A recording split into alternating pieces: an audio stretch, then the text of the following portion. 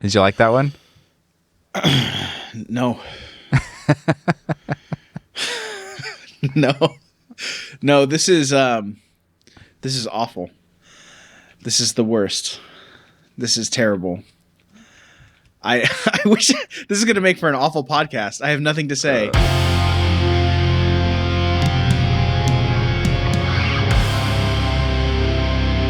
Did you like Bat Lessons Episode 9? Want to learn more about Batman's origins? We'll talk about that and more today. I'm Brian. And I'm Alex. And this is Bat Lessons. Hey, Alex. Today we're going to continue and maybe conclude our discussion about the various Batman origin stories across the comics, animated shows and movies, live action movies, and really anything that I could dig up on this topic. The last time we talked about this, it was comic heavy. Today, it'll be a little bit more show and movie heavy, but there'll be a balance of both. And I have a few more surprises for this one. Good. I'm excited. Surprises are the best part. I do want to throw in a couple of quick disclaimers. First, I'm only describing fresh and new origin details. So like if a comic, say Year One, describes the same thing as a previous comic, then I'm not going to cover the repetitive stuff. Second, this won't be an exhaustive list. Third, there are sources that I couldn't find ways to view, or I didn't have the time to view in its entirety. Like, for instance, the Court of Owls is a thing that I found a few references to that talk about his development before putting the suit on. But I also discovered that it's long enough that I didn't want to read that whole series. Sure. So that's I think it's 5 issues or something like that. But that's something that I think you did say at the beginning of the last episode, but it's worth clarifying that we're just talking about the origin, like things leading up to it. So I feel like Court of Owls doesn't really fit anyway, because it's definitely starting. He's already Batman. He's been Batman, I think, in that story for like 5 years. Yeah. So I'll be honest that like my definition has turned out to be kind of fuzzy, especially when I listened back to the last time we talked. I was like, oh, there's a couple of these that like 100% happened while he was Batman. It just colored what happened when he was not Batman. Totally. But I did think that the Court of Owls would be a perfect topic for us to handle on its own at some point, its own episode. Oh, definitely. Yeah, I think it's worth discussing. It's one of those sort of seminal works that everyone talks about. I understand why people talk about it in sort of an origin story context, because it was a lot of people's first Batman story, or comic book at least. But yeah, the reason it came up is Shaman. I realized, I told you that I was going to go read some of the stories that you had brought up last time, and I went and read Shaman, and like where you brought us was really just like the first half issue, right? And that's a 5-issue story. Right. Turns out that's okay. Shaman's not that great. You can skip it. It's a totally skippable story. Totally. But yeah. Non-exhaustive. We're just doing a survey here of origin stories. Totally. I'm actually going to revisit Year One in this episode. So okay, cool. I do think that we're covering the most interesting and unique stories that will make for good dinner conversation. That's usually, I will say that like I'm bad at trivia in that I'm not good at, I don't know, Jeopardy and stuff like that. I do have a lot of random stuff in my head, and I think it's because they're good conversation topics. This is kind of down that alley. Okay, so while I was searching, I found a couple that go back in time, meaning I could have covered them in the last one had I known. So this is Detective Comics 226, 1955. I did remember. We are going back in time. Yeah, I did remember to add the writer and the penciler, because you asked every time, and I made sure to add it's just something I'm interested in. No, but it also helps, like if you discover the writer was Gardner Fox, for example, like it connects with the previous stuff. Anyway, so the writer is Edmund Hamilton. I don't know if you know who that is. And I don't know who that is. Yeah. Okay, and the penciler is Dick Sprang. Yeah, he's a big deal. Okay. I don't have anything more to say about him except that he's important. He shows up a lot. Okay, he has an unfortunate name. Sure. Okay, can you describe what you see on the cover? So December number 226 Detective Comics, featuring When Batman Was Robin. And it's this is Golden Age. I can see where this is going already. It's a big green field. I think symbolizing a dark room. They're using green instead of black to show things in shadow. And there's an old film projector that's projecting a picture up on the screen. Robin's on the left side, and he's got a surprised look on his face. And he says, but isn't that me? And he's pointing at the screen, and on the screen is, a Robin, swinging from the rooftops. And on the right-hand side is Batman, jolly Batman, with a big grin on his face, and he's holding up a Robin costume, and he says, no, that looks like you, Robin, but it's actually me when I was your age. And here's my Robin costume to prove it. Nailed it. I did think it very, very funny when I saw this the first time, that Batman is able to hold the entire Robin costume like frozen. There's just got to be an incredible amount of starch in that uniform for him to be able to hold it up that way. Yeah, it does look like he's holding up a poster or something. Yeah. So the cover kind of tells you the majority of what you need to know for this and why it's notable and like worth talking about. So just inside the cover, you have this: a flashing streak of green and scarlet. A teenage typhoon in action. That's Robin, the boy wonder, Batman's great young partner. But once, years ago, as a youth, Batman himself wore the Robin costume. Here's the inside story the world has never known. The dramatic tale of Batman's first adventure as a lawman and the detective that was greater than he in the days when Batman was Robin. So Batman and Robin return to the Batcave after solving a case. Alfred brings a package marked urgent for Bruce Wayne from Harvey Harris. Well, who is Harvey Harris, you ask? Quote, someone I knew a long time ago, a brilliant man. This package sent to Bruce Wayne if it means what I fear, end quote. So Batman pulls a Robin costume from the box and Robin says, why, that's the Robin costume, just like mine. Yes, but made before you were born. Ooh. And its delivery to Bruce Wayne can only mean one thing, that long ago I made a terrible mistake, and now it endangers both of our careers. So that's quite a hook. So storytelling flashback. So the story takes place before Crime Alley. I think this is really interesting. There's a couple of stories I talk about today where Bruce's parents are still alive, and he's doing Batman-like things. Interesting. Okay. So it takes place before the Crime Alley incident. Bruce's parents were abroad that summer and had left him alone with the butler and the maid. Harvey Harris was a police detective that Bruce idolized. Bruce wants to prove to Harvey that he has detective abilities so that Harvey might teach him how to be a good detective. Bruce decides he needs to conceal his identity. He creates the Robin costume and started following Harris from the rooftops. While he's up on the rooftops, he sees an ambush that's coming, and he swings in and he saves Detective Harris. Bruce asks to learn from him, and Harris decides to string him along, essentially, just long enough to warn his parents, whoever they are, because he's in the disguise, right? Harris says, since you're brilliant as a Robin Redbreast in that costume, I'll call you Robin. The writing on this stuff is very funny to me, because it's just like the logic is just like being forced together.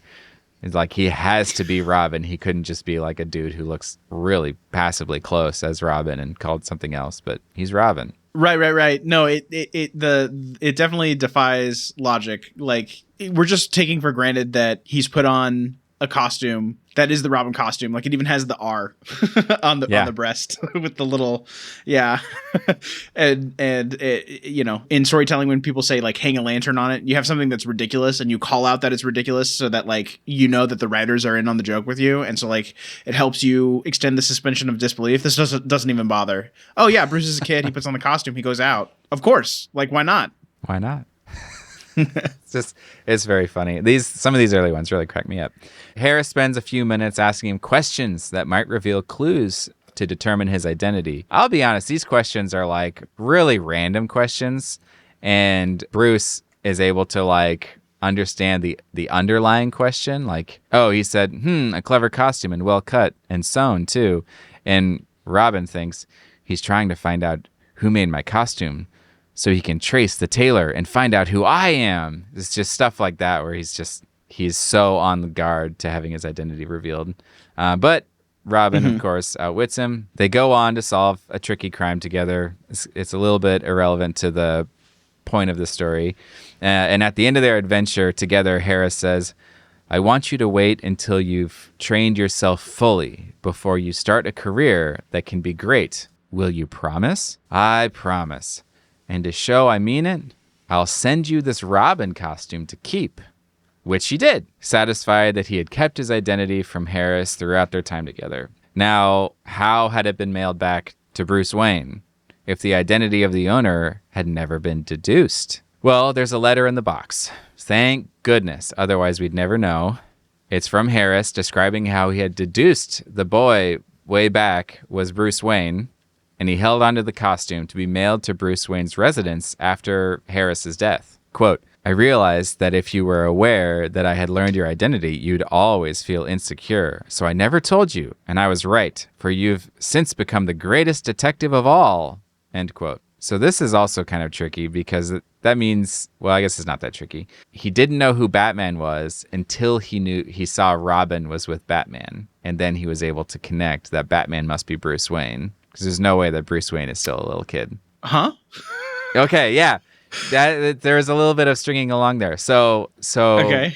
For him to be able to say, you've since become the greatest detective of all, that's Harris saying, I know you're Batman. Because Batman's the greatest detective of all, not Bruce Wayne, right? Bruce Wayne's just a billionaire. Sure. So the way that he deduced that Bruce Wayne is Batman is because he saw, I don't know who Robin is in this storyline, but he saw Robin. This would be Dick Grayson. Okay, so he saw Dick Grayson as Robin, and he was like, I recognize that because I've got a suit just like it in my closet, and that was Bruce Wayne. Okay. Bruce Wayne can't still be a little kid, so he's got to be the old guy next to him, Batman. And that's how it makes sense to me for Harris to be at home and to be able to figure out that Bruce Wayne is now Batman, and then to send him that stuff. There's like a little bit of like... This is so stupid. I hate this. This is the worst. I hate stuff like this. Yeah, it's I mean, it's not quite a retcon, I guess, but it is like it's weird, like going back in time and like writing the history that wasn't there before. Arguably, that didn't need to be there. But so Batman replies, he was wrong, Robin. He, the only man who ever solved my secret identity, he was a greater detective than I. And naturally, every person who knows Batman's identity dies. So it's a foregone conclusion at the beginning that whoever wrote this letter has to either about to die or be dead. This is so stupid. So the person who wrote the letter, we've received it from the grave. This is so contrived. Okay, yes. So let me try to summarize. This is clickbait. This is 1950s clickbait is what this is.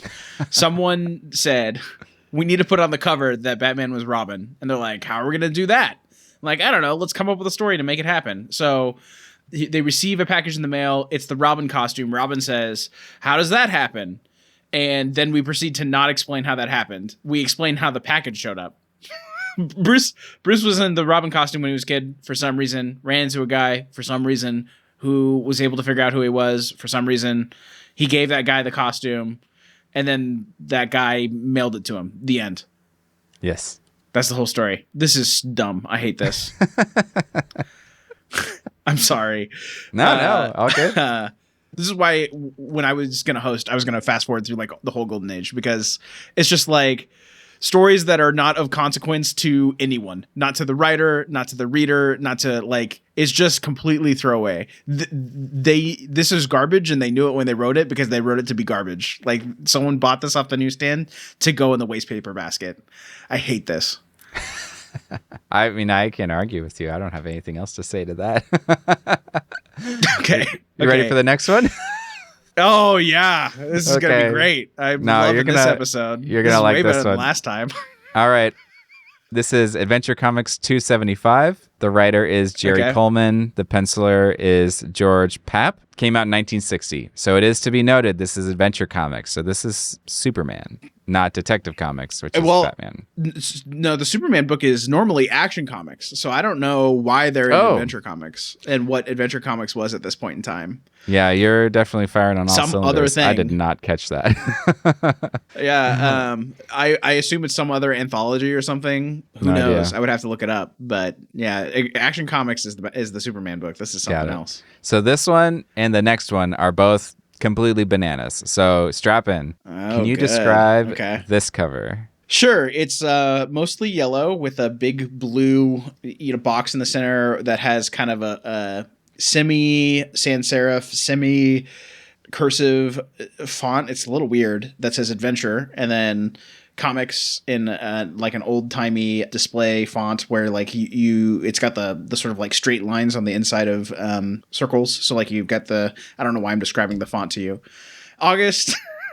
Number 275 doesn't say the year. And it says featuring the origin of the Superman Batman team. There is what looks like maybe Superboy, Golden Age Superboy, standing in front of a television set. Or maybe a television set time machine. There's a CRT tube with a bunch of like switches and dials and knobs, and there's visible vacuum tubes. I think that's really interesting. There's a window compartment at the bottom where you can see the vacuum tubes, but at the top there is a dial, and a dial not like a dial that you would physically turn, but like a dial that would show numbers, like it turns internally. I'm sure there's a name for this type of meter. It's kind of like an odometer. Yeah, what an odometer, or what used to be at a gas station that would tell you how many gallons you'd pumped or whatever. Yeah, it's circular. exactly. And reads numbers up and down. Yeah. And it's got years on it. So it says 1959, 1960, 1961. And then there's like a little indicator that shows that we're halfway between 60 and 61. Superboy is saying, "See, Bruce, my time telescope looks into the future. One day you, Bruce Wayne, will be Batman, and I, Clark Kent, will be Superman." And then on the right hand side, we've got, I guess, Bruce Wayne, young Bruce Wayne. He says, "Golly, Superboy, we'll both know each other's secret identities and fight crime together." And then on the TV is Batman and Superman, and they're in their costumes, and Clark is like ripping open his shirt. This episode's gonna be everything I hate. I didn't know that I was signing up for this. Don't worry, this is awful. There's only a couple more of these, and then it like jumps past, and it gets a lot better. It saved you a click. This is clickbait as well, right? Like someone said that they needed a ridiculous cover so that you would buy it, and the story is gonna be trash to to justify the cover. Okay, I'm shutting up. Go ahead and tell me about it, Brian. What happens in this book? All right, so right out of the gate, we have Superboy experimenting with one of his inventions, a time telescope, which like what is it? Is it a MacGuffin? What do you call it when you have like the key to all the problems? It's a MacGuffin, yeah. A MacGuffin, okay. Is the object or person that is the driver to the story. It's the purpose for the story to exist, yeah. Yeah, it seems like every problem he will ever have can be solved by just having a time telescope and looking ahead. But anyway, so he's got this invention, and while he's looking into his time telescope, he sees Batman, which reminds him, Robin, his ward and young friend, ... Flashback. So the time telescope is the thing from the cover. It's the big CRT tube, and he's flipping the switches on the front of it. Yeah. Exactly, yeah. I had arranged for Professor Nichols to use a time ray to project him from the future into the past. And what is being projected before them is a masked boy in a costume. It's clearly Robin. And Robin says, "Hello, Clark Kent. My name is Robin. I've come from the future." Which is like, come on. Is that really what Robin would say? I think I would be like, "Holy crap, what's going on? Who are you? What is this?" Not, "I'm from the future." It's just unrealistic. He's arranged to be projected back in time. So presumably he knows it's going to happen. Had arranged for Professor Nichols to use a time. You're totally right. It's projected from the future, not he's being. I've read it as like they projected to the future to see him, and they were seeing it. No. Ah, yeah. So that does make sense. He would totally. So Robin's say, time traveling here. Yeah. Silly. Anyway, Bruce ends up crossing paths with Clark Kent in Smallville, since Bruce's family, alive family, moved into town. Bruce quickly impresses everyone at school. He's smart, attractive, physically fit. He even starts dating a girl named Lana Lang. Your face. Oh, this is awful. So I'm so glad I pulled up the comic because I'm like, wait, what? I thought for sure Robin has time projected himself into the past and they're going to go on an adventure or something together. And you started this total non sequitur. They're doing something different. That's not what happened. We have a panel where we've like some non-deterministic amount of time has passed. And Superboy's thinking to himself, he's rubbing his chin and he goes, "It was a thrill meeting Robin, the boy wonder, and working with him. I wonder, will I ever meet Batman, or rather Bruce Wayne, before our careers become linked in the future?" So he's met Robin. They've had some sort of conversation, and that's over. One panel. time traveling Yes. Mm-hmm. and meeting. One panel is dedicated to that. Yeah, you're right. Anyways, this is the worst. Okay. Then Bruce Wayne shows up. Yeah. But so this connects in because so while Superman is out of town saving people, Bruce Wayne is cozying up to Lana Lang and her dad's exploring trophies, meaning masks and costumes and stuff, native people's things that the dad had discovered while he was out exploring. And out the window, across the street, there's a ruckus with a bad guy and police, which, by the way, if you want to get to that, is pretty ridiculous. So, yeah, you want to describe this criminal? It looks like it came from BattleBots. It's got treads like a tank, and I want to call it like a plow in the front, but it's convex, not concave. Like it's outward barrel, like it's a quarter barrel, like it's going to ram something. It's kind of shaped like a foot almost. Yeah. And it's got, tube arms, like a 1950s robot, like what do you call the Doctor Who robots? The Daleks. Kind of like a Dalek, looks like a Dalek. Like if it was made out of like plungers and trash cans, I'd believe you. And then it's got on its chest a bunch of spikes, and it goes roar. Yeah. So it's another Golden Age thing. It strikes me as funny because it is what people of 1960 thought the future would look like. This is what future robots are going to look like, and they're Daleks on the bottom and Cybermen on the top, if you're familiar with Doctor Who. I thought that was pretty funny. So anyway, that's the bad guy out the window, and the police are shooting. And reminder that Bruce is hanging out with Lana Lang in their dad's trophy area, in Lana's dad's trophy area. So Bruce wants to jump into action, but Lana tells him to put a witch doctor's costume on since it's supposed to have magical properties of protection. So Bruce does. He swings down, foils the bad guy, and naturally, the Smallville Clarion, which is the name of the newspaper. By the way, Clarion is a kind of trumpet. So the Smallville Clarion's headline the next day is Flying Fox Nabs Armored Crook. Mysterious costumed figure disappears after daring sortie. You gotta love those 1960s newspaper headlines, right?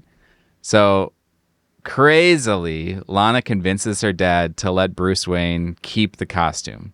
I don't understand. I cannot imagine my dad having like a museum quality stuff that he's collected from his adventures and stuff and being like, Dad, one of my friends really wants this. Would you give it to him? And my dad being like, yeah, sure. Like, there's just no way that her dad cared that much about the costume. But anyway, we just hand wave that happens, that Lana has that much control over her dad or whatever. And then, of course, Bruce asks Lana to the junior prom. So I also have issues with how old Bruce is in this comic when his parents are still alive, right? She accepts on the condition that Bruce figures out what Superboy's secret identity is. You're about the only one I know clever enough to do it. By the way, Alex literally is holding his face in his hands while I'm reading this. Superboy is trying to catch some crooks. During the getaway, the Flying Fox appears, Bruce, obviously, to help out. He ends up helping a bunch, and Superboy flies down to thank him. Just as I suspected. My X-ray vision reveals that you are Bruce Wayne, son of Dr. Wayne. Yes, I've decided to assume the identity of Flying Fox to fight crime. May I work with you? Superboy eagerly agrees. He thinks that he can give future Batman some real training. So, this is also pretty contrived. So they trade radios and they have a short talk because that's how they need to talk to each other. But Bruce is recording the whole conversation. So one thing I didn't write in here in the script is that there's some bad guys off to the side. They see all of this happen and they're like, oh, wow, the Flying Fox has a radio. And if we can get a hold of that radio, we can trick Superboy into being caught in one of our traps. So they're all after this radio. So then Bruce had been recording the whole conversation. He goes back to his whatever house. It's not the manor because he's in Smallville, but he goes back to his house. He uses an oscilloscope to map the unique pattern of Superboy's voice so he can use it to identify him later. So put a pin in that. Superboy and Flying Fox meet up to plan their next moves around some bad dudes that are causing trouble. After they split up, the bad dudes themselves jump Bruce, beat him up. Also, how old is he for them to be okay to just beat the tar out of this kid? Anyway, and they take the radio. that's what they're after. Brian could tell I have zero patience for this story. Like, he asked me a question. I have nothing to say. This is okay. Skipping a few Go ahead. details, the bad guys have a big ball of kryptonite, and they end up using it against Superboy. Flying Fox uses some clever MacGyver skills to blow up the kryptonite. So, as Superboy flies away with the bad guys, Flying Fox shouts out to Superboy to tell Clark Kent to see him tonight. It's important. In Bruce's room, later on, he shows Clark that Superboy and he have the same voice pattern in the oscilloscope, proving that they are one and the same. Clark says, "Come with me. I'll show you why it doesn't bother me that you found out." Where, like, if I was Bruce, I'd be thinking Superboy's about to murder me because I know his secret identity and he's just walking into a trap. But anyway, back to Superboy's lab. See, Bruce? My time telescope looks into the future. One day you, Bruce Wayne, will be Batman. Bruce, the very responsible kid, tells Clark that he's too young to be trusted with the knowledge of Superboy/Superman's true identity. Clark must use Dr. Wayne's equipment to hypnotize Bruce into forgetting about Superboy's identity. They do that, and the issue ends. Did you like that one? No. No, this is awful. This is the worst. This is terrible. I wish this is going to make for an awful podcast. I have nothing to say. So, how familiar are you with Superboy conceptually at this time? Almost nothing. Okay, so Superboy is I believe, and I have intentionally avoided this. You know how little patience I have for Golden Age Batman. Yeah. Take that and then just like reduce it, by tenfold, and that's how much patience I have for Golden Age Superman. It is infinitely more ridiculous and stupid, but I believe that Superboy is just young Superman. So this is Clark Kent. Correct. And if you know anything about that, then you know that like Lana Lang is like his love interest, right? So that's his girlfriend, right? Oh, I should say I do know some stuff about the Smallville TV show. My wife and I did watch that. So Sure. But I don't. That to me, that's not Superboy. That's just young Superman. Well, I mean, but I think Superboy. a lot of it You're comes totally from this. Yeah. Are you familiar with the concept of the Legion of Superheroes? We may have talked about that in a previous episode. I recently started listening through our episodes again to kind of remind myself what we've talked about. And there is a point where we talk about the precursor ideas to like the Justice League. No, you're thinking of the Justice Society of America. Okay, So I thought there was I don't a think league we've too, talked about the Legion of Superheroes. It's possible, but the Legion of Superheroes is I'm not super familiar. I'm going to butcher it because I've never read anything with it, but I know that it is a bunch of superheroes that are from the future that for whatever reason take an interest in Superman's childhood, and like I believe Superboy goes and lives with them in the future.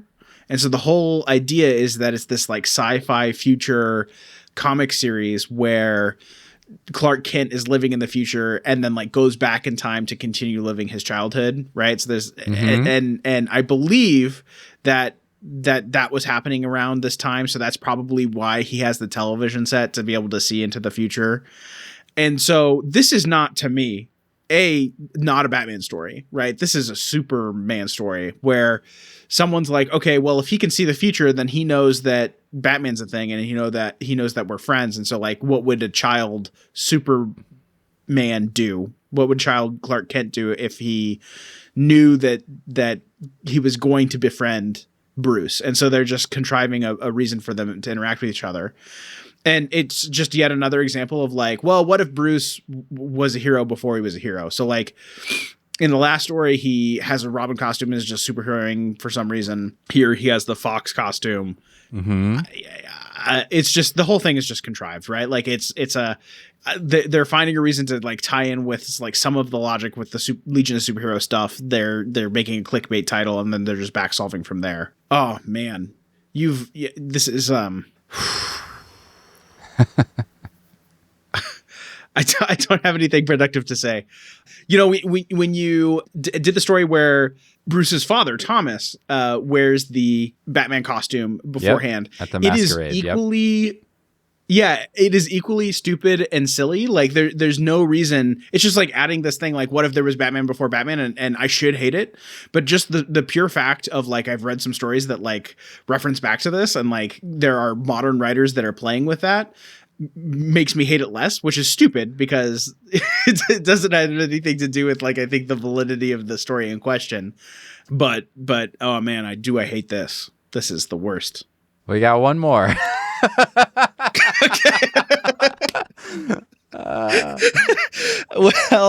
Well, I'll try to save it in the edit. Because, oh my God.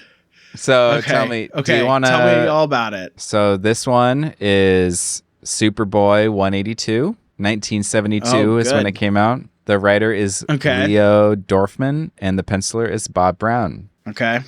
which I only think about Bob Brown Chevrolet, which is a Iowa Chevy dealership that we're... Yeah, that we're- I've never heard of either of these guys. yeah. Do you want to start by describing the cover? Sure, we've moved on to a much more modern art style, which makes sense. We're in the 70s. Mm-hmm. The predominant color is blue. Across the top, we've got a big yellow bar, and inside of it, it says Superboy in big colors. Number 182, February. 52 big pages, don't take less, only 25 cents. There's sort of two planes, right? There's one where we've got sort of like ghostly spirits in the background, and then we've got a foreground where we have people sort of in the flesh. So Yeah. I assume there's like some sort of future or past or something we're shadowing, foreshadowing, backshadowing. And the ghosts are, on the left, we've got Superman, and he says, Batman, it's time to reveal our secret, the tragedy that brought us together when we were boys. And then on the right, it's Batman, and he's got his arms folded, and he looks very angry, kind of like me right now.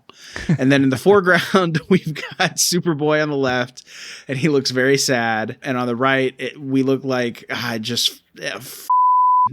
it looks like a teenage Batman, but there's no bat on his chest, which makes me so angry. And he's got a speech bubble. He says, my mother and father is dead. It's your fault, Superboy. Why did you let it happen? I'll never forgive you.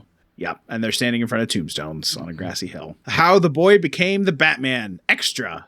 The Amazing Tots of Smallville. I'm guessing that's the backup story. So the primary story is how the boy became the Batman. Yeah. Tell me all about it, Brian.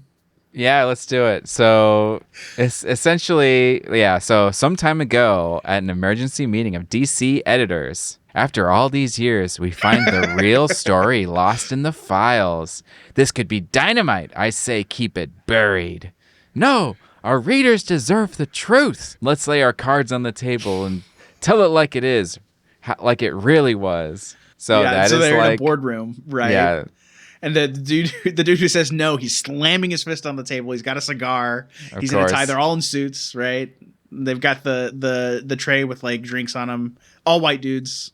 Yeah, they're discussing whether we're gonna get to learn this story or not. And I read this almost like a heads up apology. Like, when has DC ever portrayed themselves in a comic at the very front? Well, of the more story? often than you would think. Really? Yeah, I'm not an expert, but I know that breaking the fourth wall, breaking the veil in this way is not as uncommon as you would think. It's happened a few times. That surprises me. So now, for the secret story of the decade, let's begin with Kent's store in Smallville. Careful with those glasses, Clark. So Clark's there, he's cleaning glasses and stuff. And then he sees on a newspaper, it says, Wayne murdered, Gotham tragedy. And he goes, oh, that headline, I didn't know.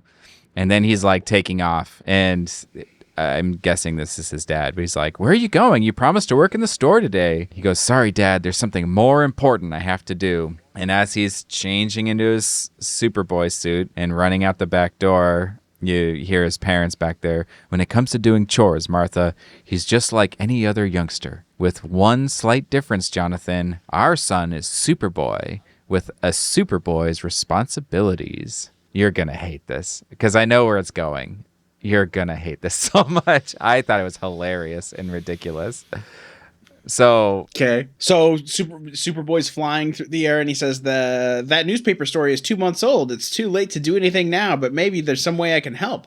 There's Gotham City ahead, and here's the mansion. Wonder what the poor kid is doing. I'll check with my X-ray vision. He's able to see that there's someone who's sneaking in a tunnel from the bottom.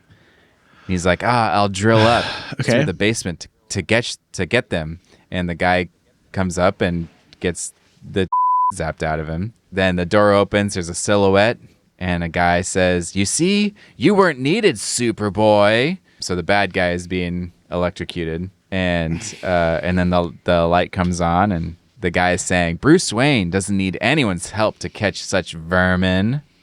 It's just a harmless trap I invented to foil would-be burglars. What are you doing here? You usually hang around Smallville." So Superboy thinks, "That's where we had an adventure last year while he was on vacation, but I hypnotized him into forgetting it." Then he says, "I just read about your parents' death.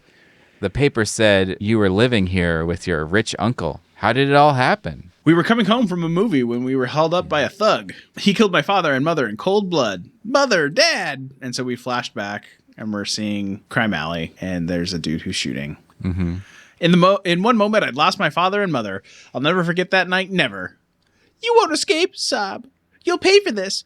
You and all the others like you, I swear it." And the dude's running away. "Where were you at the time? You're supposed to be the sworn enemy of crime." "I was away from Earth on a mission.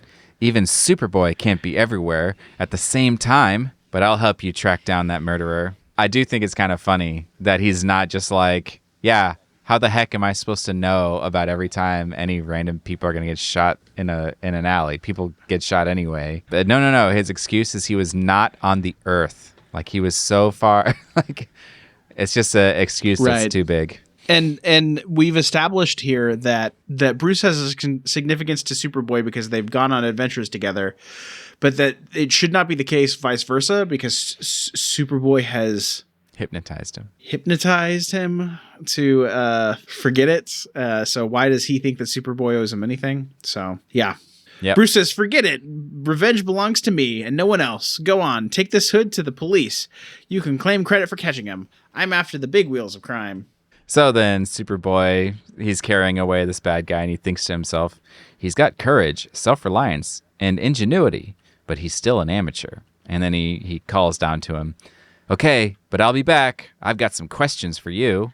"Yeah, why should the mighty Superboy be interested in me?" he says, which, why should he? So just to summarize a little bit here, Superboy is flying away, he's thinking to himself, and he thinks about the time scope and what he'd seen as, like, there's such a great team, and he's kind of, essentially, it's alluding to how he's thinking about, like, what happens between now and then, because this dude I just talked to is, like, all about vengeance and anger and stuff, and that's not what I saw in the future Batman.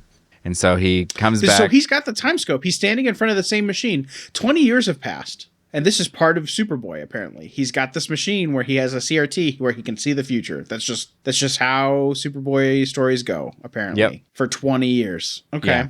So after he drops off the dude at the police station, he comes back to Wayne Mansion. And he's got Bruce, who's doing all this acrobatics. He's lifting weights. And he's working at his gym. He's karate chopping stuff. He's just saying, like, I'm getting ready to fight crime. Superboy uses X-ray vision, and he sees inside of the vaulting horse that he's got a police radio. He goes and checks it out, and they hear that bad news is happening. So Superboy's like, I got to get out of here, and I got to go fight crime. And so Superboy takes off. And in the meantime, you've got Bruce, who's pinning up this big, it looks like a zodiac star chart thing. He says, "The emergency call I'm waiting for is still to come, but it's written in the stars." So, yeah, Bruce is looking at this star chart that he's hung on the wall. There's a dude in a toga, and he's holding a vase, and he's pouring water on an antelope for some reason, and there's a fish. And he says, "Today's February 18th, the last day of Aquarius. The crime I'm waiting for must happen before this day ends." So Bruce is really into astrology. Yep. Also notice the squiggle lines at the bottom. I read that as like the ocean maybe, or water. Yeah, it'll make more sense in a minute, but okay. I need to point this out to you for you to make the connection. Okay. So then Bruce hears bad news on the radio, the police radio. He throws his suit on, of like what suit, because it's not the Batman suit, but he throws some kind of suit on and takes off. So now in the meantime, Superboy is saving some people, and he sees that people are calling out that a trailer truck had plunged into the bay and the emergency crane isn't powerful enough to lift it. Sidebar, what a piece of crap emergency crane. It must Brian, just be a the crane crane. connoisseur. It cannot be an emergency crane because it's just, this is an emergency. Crane's not helping. Anyway, so yeah, never a dull moment. Superboy jumps in, he pulls the truck out. Now, what do you see in the bottom right panel? The squigglies, but it looks like two W's inside each other. Yeah, they're totally not the same squigglies at all. Two squiggly lines. That's the sign of Aquarius, the water carrier on the zodiac chart. It was put there by the Zodiac Killer. Oh, wow. What year is this? 1970. This is 1970? 72. So that's post-Zodiac, right? That's around the same time. Why are we're doing a comic book for children about the Zodiac Killer? It's popular. Or a different Zodiac Killer. Maybe. Charitably. I think it's the same in name, but the behavior is different. I mean, he leaves clues that are all like referencing these zodiac symbols. Okay. So he's got the zodiac symbols always match the way the victims died. The scorpion in an antique shop where the proprietor was killed by a poison ring. Capricorn, the goat, where the man died in a car which rammed a fence, which is like, these are pretty rough. Sagittarius, the archer, at the scene of a fatal shooting. This is the point that I want you to see. I want you to be like, oh, the Zodiac. Uh-huh. And he killed Bruce's parents. That's the crux of the story, is that he's convinced that the Zodiac is who killed his parents because he found a mark that matches the Zodiac's patterns in Crime Alley after his parents had been killed. So he's convinced that the Zodiac is the killer of his parents, and he's out to get him. So jumping ahead, way ahead, Superboy decides that he's going to team up with him and he's going to give him a better suit. Later, after they emerge, Superboy says, "And now for my little gift, a few improvements for that childless disguise you wore at the pier yesterday." We have Bruce standing in a suit, and it's got a dark cape. It's either black or dark blue, and he's got blue gloves and blue boots, and it's a Batman costume, except instead of gray, it's purple. So like his leggings are purple, his chest is purple. There's no bat on his chest. He doesn't have ears, so it's just kind of a cowl that comes over the top of his head. It's a little weird. And Superboy says, "The mask and hood will protect your secret identity. Those specially magnetized boots and gloves will climb the steepest walls." He's like, so he's Spider-Man. He scales walls with magnets in his hands. "And the hidden pockets in your cape will hide your anti-crime weapons. You look great, Bat Lad." He calls him Bat Lad. Oh, good. Yep. We'll just continue to jump ahead Okay. Just kind of the point of it at the end is that they do a bunch of work. The story's pretty long and it kind of like meanders, but he eventually figures out that the Zodiac was not the killer of his parents. I thought that was just absolutely bananas, and we had to read about it. Yeah, this is wild. This is the sort of thing. So this is in the 70s, right? And Marvel Comics really kicks it off in like 1963, 1964. So that's when you have Fantastic Four and Spider-Man and all these sorts of things happening. Okay. And they are really taking continuity seriously in those books in a way that DC is not, right? And so stuff like this is the reason that Crisis on Infinite Earths happens, right? Is because every writer is just kind of doing whatever the hell they want. And like, this is not a Batman book. This is a Superboy book, just like with the last one. It's like back solving from the like, okay, Superboy, he can see the future. Superboy knows that they're going to be a team in the future. What would that be like? You know, so we're inventing some. It's so silly. It's very, very silly, and I shouldn't hate it so much. I'm being mean, but like they're inventing a way for them to have an adventure together.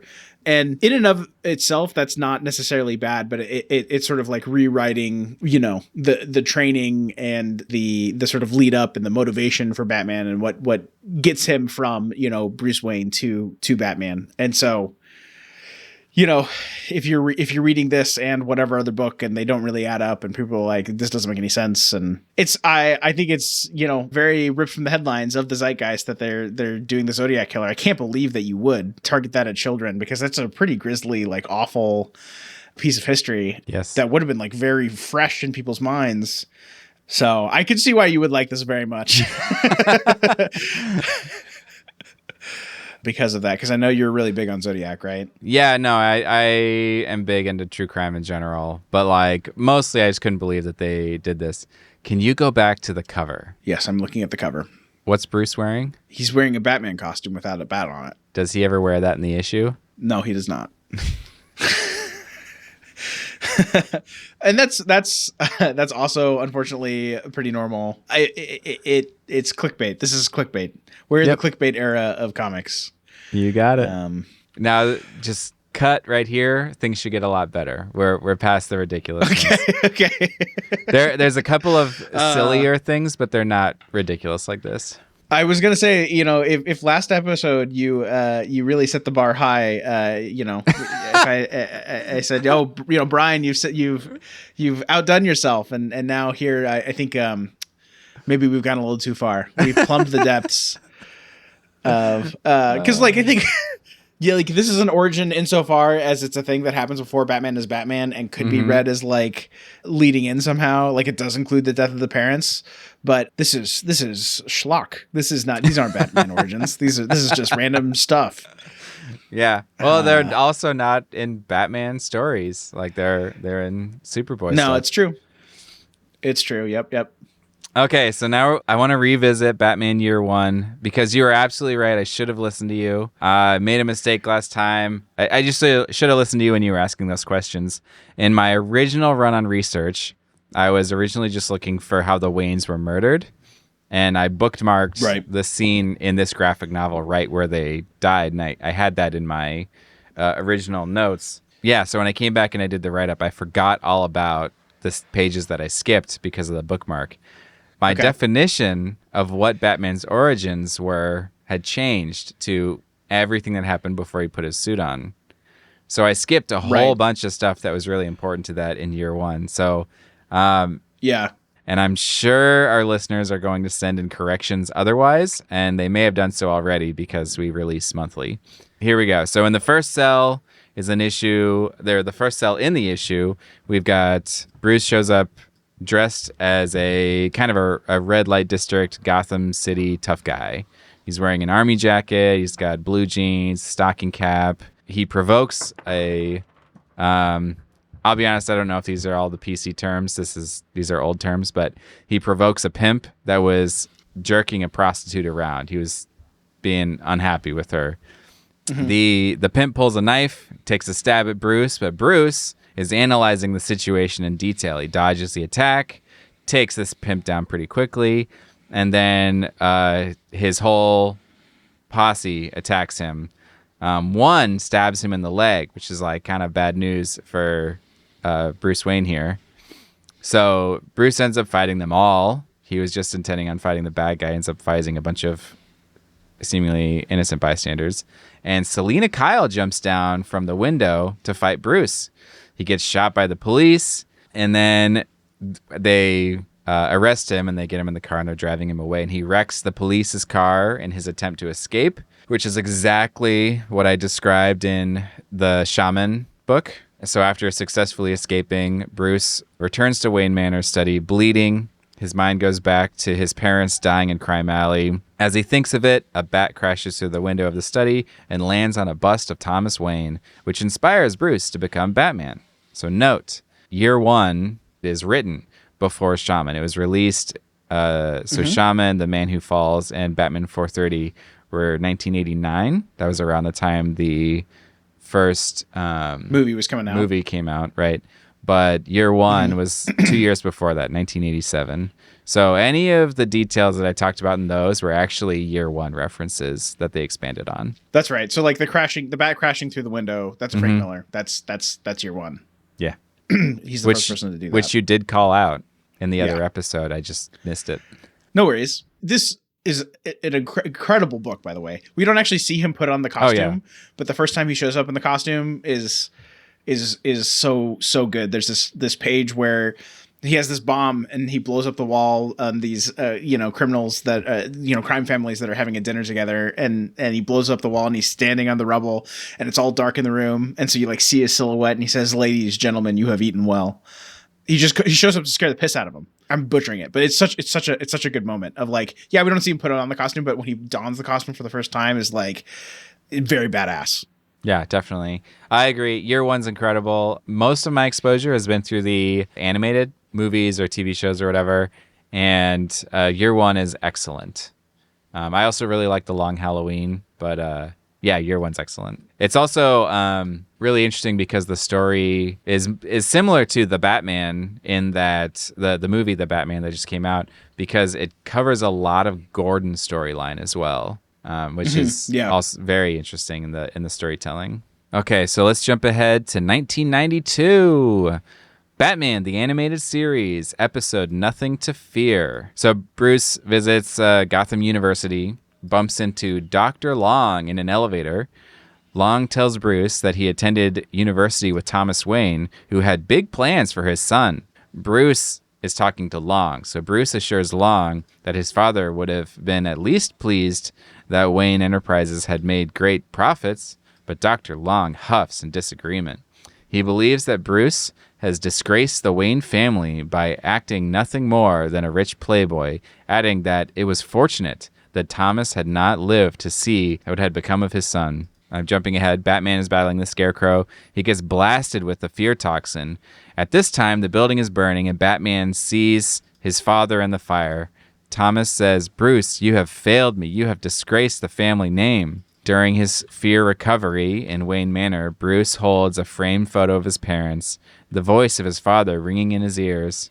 "You have disgraced the family name." Alfred sees Bruce in distress and asks him if he's feeling all right. Bruce shares with him the hallucinations that he's experiencing due to the Scarecrow's fear toxin.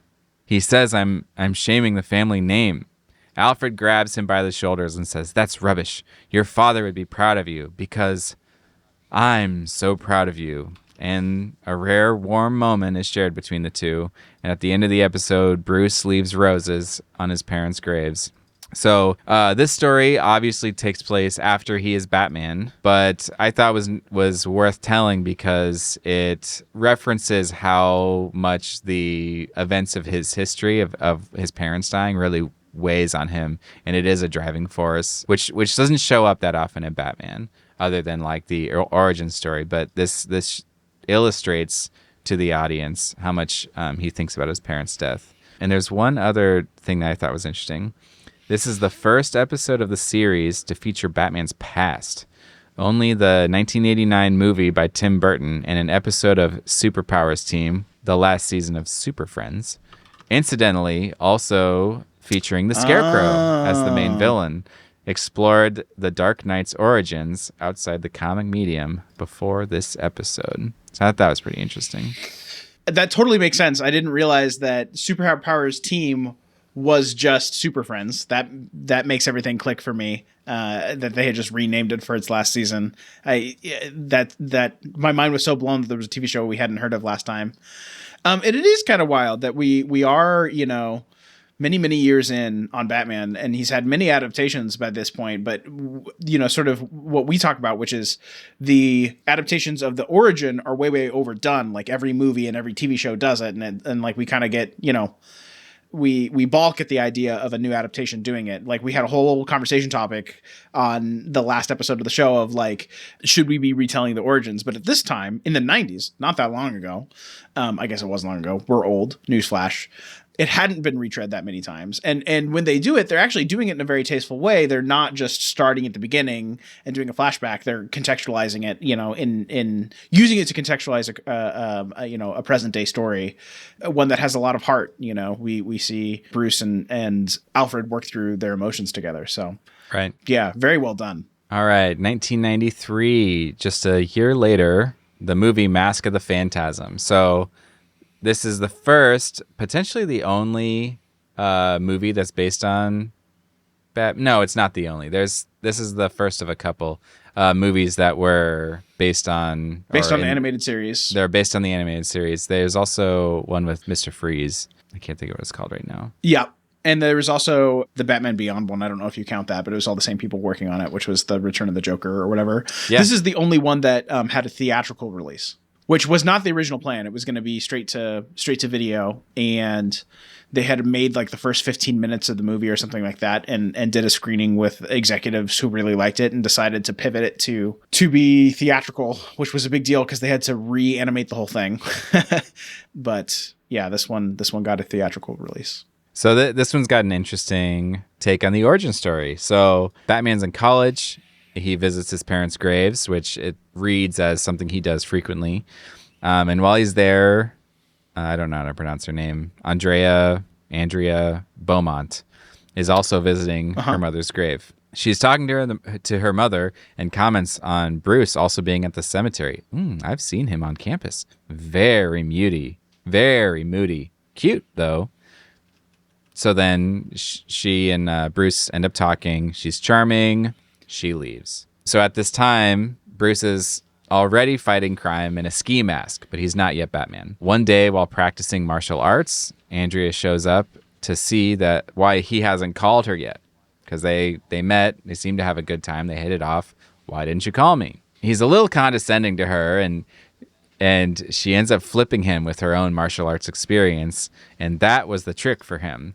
Nice footwork. Can you dance too? Andrea introduces Bruce to her dad. Well, it's because they're dating now. Another wealthy businessman. Things are getting serious with Andrea. So it's suggested that Andrea's dad might be working with the mob or something. And on the way out, Bruce notices some weird stuff, and he ends up beating up a motorcycle gang. And he kind of gets beaten up himself. And Andrea's pretty unhappy about it. And after that, he starts questioning to himself what he's doing. I've got to be one or the other. I can't have it both ways. I can't put myself on the line as long as there's someone waiting for me to come home. He's very conflicted on whether he should become Batman or if he should continue with his relationship with Andrea. So Bruce goes to his parents' graves for a talk. Essentially, he's asking for forgiveness from his parents if he goes back on his vow, and he says, it just doesn't hurt so bad anymore. You can understand that, can't you? I know I made a promise, but I didn't see this coming. I didn't count on being happy. Please tell me it's okay. And then Andrea shows up and says, maybe they already have. Maybe they sent me. So soon after that, Bruce proposes. She obviously immediately says yes. A critical line in the story, she says, I never thought this would happen. I always felt like he never knew what to do with me because it wasn't in the plan. And Bruce responds, you are now. I'm changing the plan, which is essentially abandoning his plan to become Batman.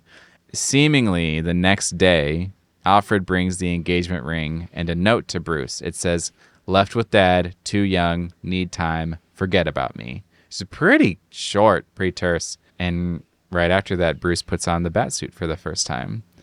So it's an interesting take on like how over time he had fallen in love. He was starting to see life a little differently, and he was willing to give up becoming a crime fighter. And then only because she leaves, that dream is dashed. But he comes right up to the line on ditching his vow. I forget exactly how this movie goes. I'm embarrassed to say. That's but, okay. Andrea is the Phantasm, right? Yeah. And he does find out that she's the Phantasm, right? Yeah. Yeah. So, I mean, that's part of the... Go ahead. Well, it's years later. That's the difference is it's years. Yeah. So I didn't talk about any of that because it is well into him being Batman. Sure. But it does do that whole circular thing. It's like the Return of the Joker, where the Joker's actually someone you knew from long ago and blah, blah, blah. But but yeah, go ahead. I think, the idea that Bruce has a love in his life early on, and that in a way defines this goes along with what I was saying about Batman the Knight, which is the Chip Zdarsky series that just wrapped up on the last episode, where I think that relationships and sort of the social interactions that Bruce has forming his attitude and forming the way that he acts as Batman makes sense to me. Like, I think he is a fairly reclusive person, kind of turned inward. Not reclusive is the wrong word. He holds everyone at arm's length, right? He doesn't like to make social connections with people. He likes to keep his secret identity, not just with the public, but even with people he trusts, right? He holds everyone at arm's length. And that's kind of cool as this sort of like mysterious, like, you know, ninja man that like we don't know everything about, but it's also, you know, something that I think if you really want to engage with the character, you need to have the sort of context, right? So like, what are the sort of like, how was he burned in the past? How was he spurned in the past? How was, you know, what causes him to be unwilling to open up, right? And so seeing a window into that makes sense to me, right? So I appreciate stories like this. Yeah, 100%. Just a few years later, 1995, Batman Forever. This is the first Joel Schumacher movie. Batman's played by Val Kilmer. A favorite of yours. Yeah, I love this movie. It's super good. So Bruce Wayne is dating Dr. Chase Meridian, a psychologist in this version of Batman's storyline. Throughout the movie, she seems to be piecing together Bruce's psyche. For example, a Rorschach blob framed in her office, Bruce sees a bat. I would say that anyone watching Batman seeing it's a bat. Anyway. Sure. One notable thing is that Chase Meridian, so her name is a triple pun. Not only did she chase after Batman, but as a psychologist was involved in chasing the meridian. In other words, chasing after the halfway point in human beings, one that is neither too high or too low, i.e. bringing balance to human lives. She also chased after the halfway point between Bruce Wayne and Batman and tried to reconcile her love for both sides of the same man. Citation needed. Where does what? How? Who? The citations in the comment. It's in the Batman fandom, and I think there might be a. Let's see. Do they do citations? That's so stupid. Thanks. I hate it. I don't. The triple pun thing is interesting to me because I've never heard that before. I've heard of double puns, but I've never really considered like more. That her name has a double meaning totally makes sense to me because like Batman characters, it's kind of like 007. Like a lot of the bad guys, their names have a double meaning, and Batman's kind of similar.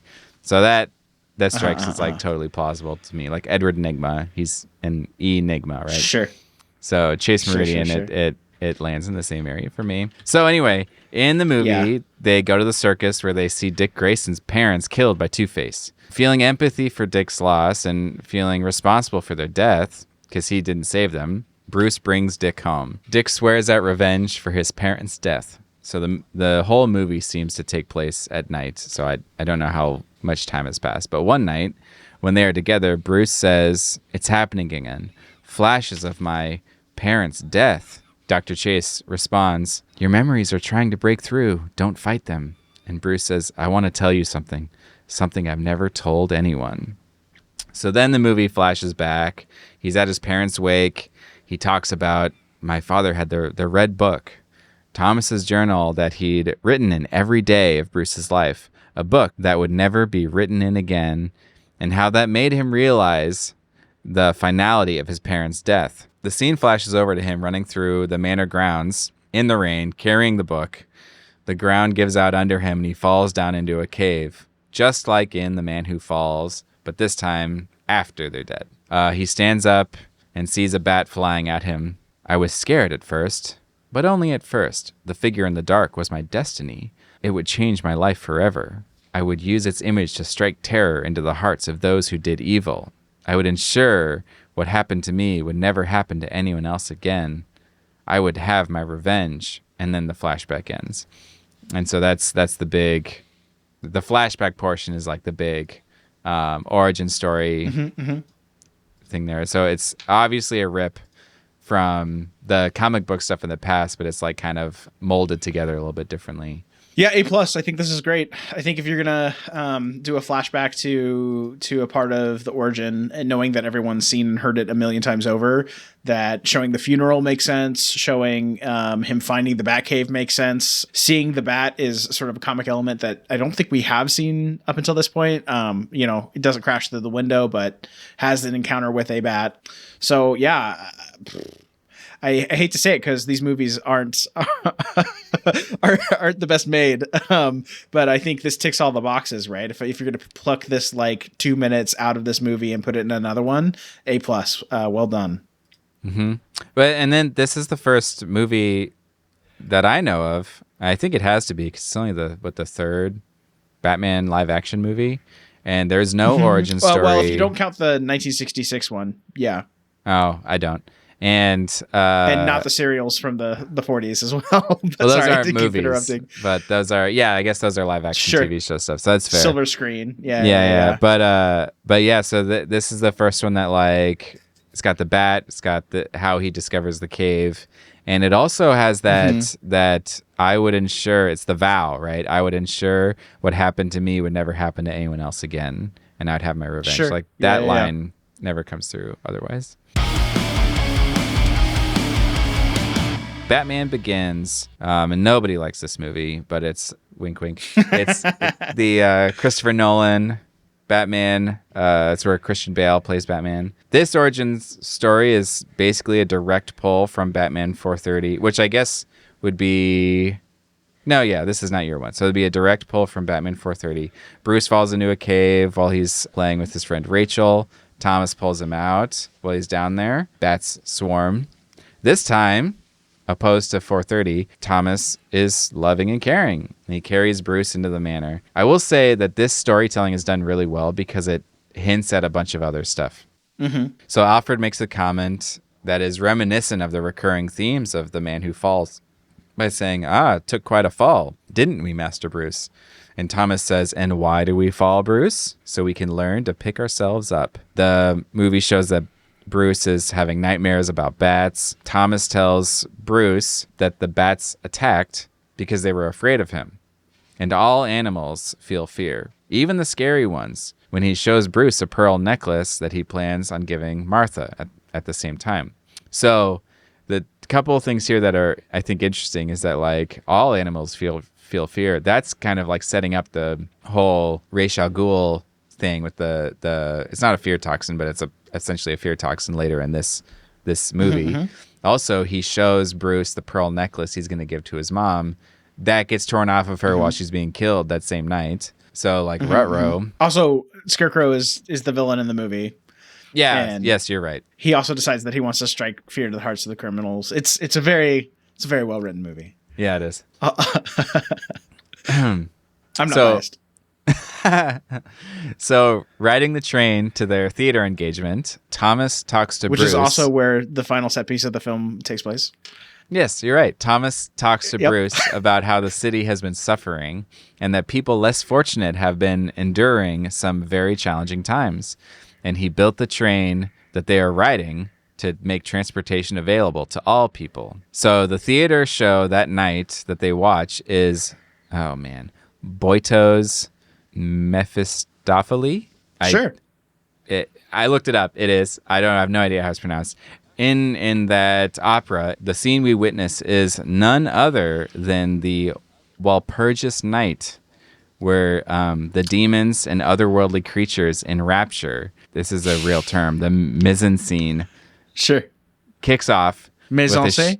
Okay, mise-en-scene. Thank you. That's way more correct. Kicks off with a shot of the devil himself dominating the stage and the audience before bats and other monsters move about the stage in a frenzy. So also like a really well-chosen piece of theater to be the beginning of like Batman Begins, right?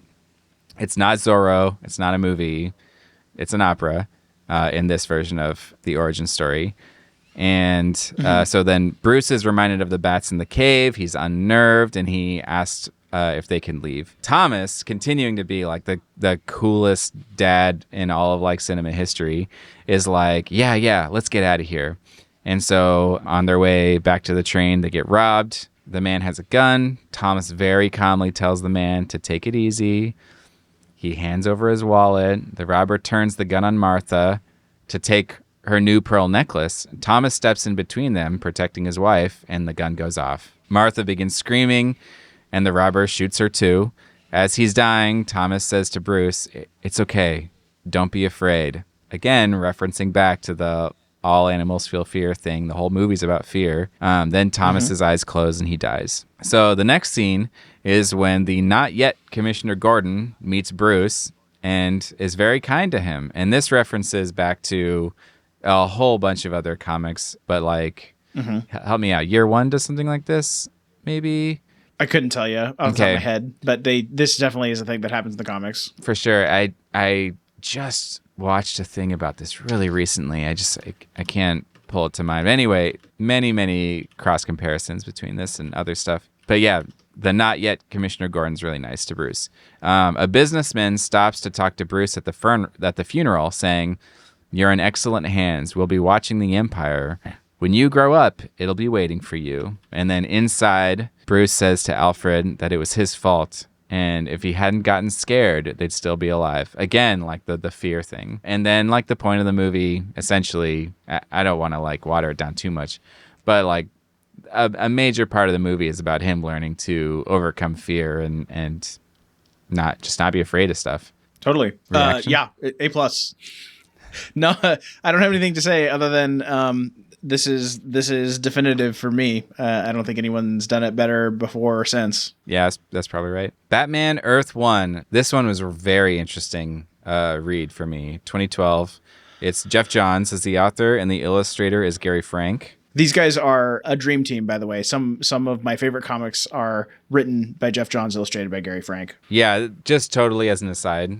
I don't know if you want to stick this in or not. This one was super interesting because it gave more of the background of like where Alfred came from, if this is what I'm thinking of. And this, by the way, not continuity. So the whole point of Earth 1 is they did a series of them. So there was like Wonder Woman Earth 1, there was Green Lantern Earth 1, whatever. They're starting over here. So this is meant to be non-continuity, sort of parallel universe. Yeah, starting over. So Alfred shows up to Wayne Manor. Quickly, it's established that Alfred is an old friend of Thomas Wayne's. Thomas is running for mayor and requests Alfred to come and run his security team. Alfred was in the Royal Marines with Thomas. So you'll note that this has a similarity to The Batman with how Thomas Wayne ran for mayor. So Thomas, Martha, and Bruce are headed out to a movie. Alfred tells them that it has to stop. It's not safe with all the death threats. They shouldn't go out to the movie, that their weekly movie outings are not safe. And Thomas refuses to let that particular routine change because his family is so important to him. He kind of arrogantly kind of brushes him off. So then they leave for the show, and during the movie, the theater loses power, and Bruce, being some kind of a petulant child, gets super upset when they talk about leaving because the power went down. He said he really wanted to see that show tonight, and another theater a few streets over is also showing it tonight. So Bruce runs out of the emergency exit at the front of the theater and into the alley. In the alley, he bumps into some random dude who says, "Watch where you're going, kid." Bruce turns and says, "I don't have to do anything that you say. My parents are the richest people in Gotham City," which is like, whoa. Also not a good move considering the kind of background that we've set up already, that there's a lot of death threats while Thomas Wayne is running for mayor, but he outed his parents that they're there. So the dude turns in realization and he says, "You're the Wayne kid." So then Thomas and Martha come running around the corner because they're running after Bruce. But by now, the man in the alley is holding a gun to Bruce's head, and he's demanding their money. The man lunges forward to grab Martha's pearls. He throws Bruce down, and there are 2 shots. You don't see what happens. You just hear the shots, and then the robber runs away. Bruce's parents laying dead in the alley. So then Alfred shows up at the police station. He wants to help with a search for their killer. And the police let him know that he was named the legal guardian of Bruce in case anything happened to them. So the storyline here is a little bit crazy because that night was the first night that Alfred showed up to help as part of the Wayne security team. But the Waynes had already done that in the will. So that's kind of crazy. But anyway, Alfred resists. And 'cause if he's now the I've recalled dad. correctly, oh yeah, sorry, no, I interrupted you, and you were already going to it. Oh, He's very reluctant in this version. Yeah, yeah. He doesn't have the skills to be a parent. But the alternative is that Bruce would be put into foster care, which he obviously doesn't want that to happen. So Alfred decides to take care of Bruce. Sometime later, Bruce sneaks out of the house to visit his parents' mausoleum.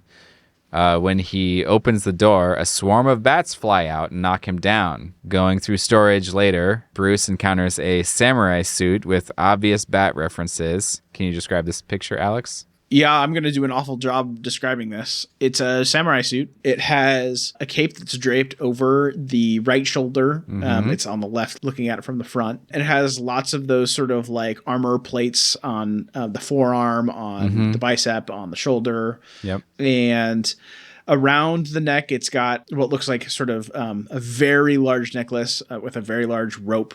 Made of a very large rope that comes down and has sort of I don't know what you call that, like a sash, a tassel. Tassel is probably what you call that. Sure. In front of a medallion, a big gold medallion that has a bat in the center of it. Waistband of thick ropes, big, thick, 3-4 ropes tied around each other. And then the samurai helm is pretty standard, where it has the sort of Darth Vader scoop around the back to protect the neck, and a fairly standard sort of dome on the top. But in addition, it has coming sort of from the eyebrows up 2 pointed horn kind of things that very much resemble bat ears. And then instead of just showing the person's face, it has a big metal, skull for a face. Right. I guess it's not a skull. It's got a nose, but it's it a has mask, yeah. Big fake teeth. Yeah, kind of scary looking. And then what's on the helmet in the center? You see it at the bottom, right? Another bat. Another bat. Yeah. And then what color is it? I can't remember. Kind of in the smack dab in the middle of the forehead. Looks black. Yeah. The whole suit of armor is black, which is in line with Batman. So yeah, nailed it. So it is revealed that Bruce Wayne is the child of Martha Arkham Wayne and Thomas Wayne. There's some kind of curse that kills the Arkhams and has for hundreds of years, and that the curse was caused by evil spirits in the form of bats. So this is kind of going back to some of that shaman stuff and so on, of like he is predestined to have this like bat connection, right? And I really can't go further on this because it's not really related to the Batman origin anymore. So you have to read the Earth One story to read the rest. It looks pretty kick-ass, but I didn't see any other like flashback or things where he's a kid after that. Yeah, you should definitely read the rest of it if you get the chance. I forget what the name of the villain, but he's like birthday themed. It's kind of like freaky. Calendar Man or something. Yeah, I don't think it is actually Calendar Man. Question mark. Hold on, give me a second. I'm pulling up the Birthday Boy. The Birthday Boy. He's a serial killer. Really freaky. Yeah. I shouldn't speak so confidently because it's been a minute since I've read it. He may be in league with Cobblepot or something like that. Animated movie, Batman, The Dark Knight Returns, Part 1, 2012. Not notable, really. So old man Bruce gets drunk after hearing the news that reminds him of his parents' death. Flashback, and you see quick flashes of the alley and them getting shot, but that's it. This is by the way, is the reason that people have a hate for adaptations of the Batman origin story, is that like every random animated thing and movie, like they're shoehorning it in when it really doesn't even make sense. The origin doesn't really have much to do with Dark Knight Returns. Yeah, and I think that like because we talked about like whether they should do origin stories, and I've thought about it a lot since we talked about it then. And I think that if you're going to use it in like these random flashbacky sense like this, then like, no, don't do it. But if you're going to use it as like to set up the character and the rest of the story in the way that like Batman Begins does, absolutely do it. Sure. Yeah. All right. Batman Zero Year, Dark City, 2013. The author is Scott Snyder. Illustrator is Greg Capullo. Do you know them? Yeah, so this is the new 52 run. So when you talk about Court of Owls is the first arc written by Scott Snyder, drawn by Greg Capullo. They did like 52 issues or something like that. They did a bunch together. They are well-liked creators that recently did Batman. So Bruce fell into the cave. Thomas finds him and pulls him out. So his dad, Thomas, says, "I know you've had trouble since you fell into the cave." he had noticed that he'd walked through the city alone multiple times and went into bad parts of town. So then Gordon and another officer picked him up for running away at one point. So that's what Thomas is referencing there. I know you've had trouble since you fell into the cave, because ever since he'd fallen into the cave, he'd kind of started like wandering off and getting into trouble. So Thomas and Martha watched a movie together, Zorro. Afterward, they walked through the alleyway. A robber shoots Thomas and then Martha. This reboot of Batman and his origin story is not really very notable overall. There's a lot of cool backstory, but the only notable thing about this story that informs his development towards becoming Batman is this. It shows him pre-Batman setting up a procedure of electroshock therapy to become a different person and to forget what happened to his parents. He ended up backing out and deciding to face his history and learn to cope with it. But that's why this one is notable in the origin story. Yeah, so in the New 52 was the second sort of like huge major reboot of DC Comics. So Crisis on Infinite Earths was one that happened in the 80s. New 52 happens in 2012, starts with Flashpoint.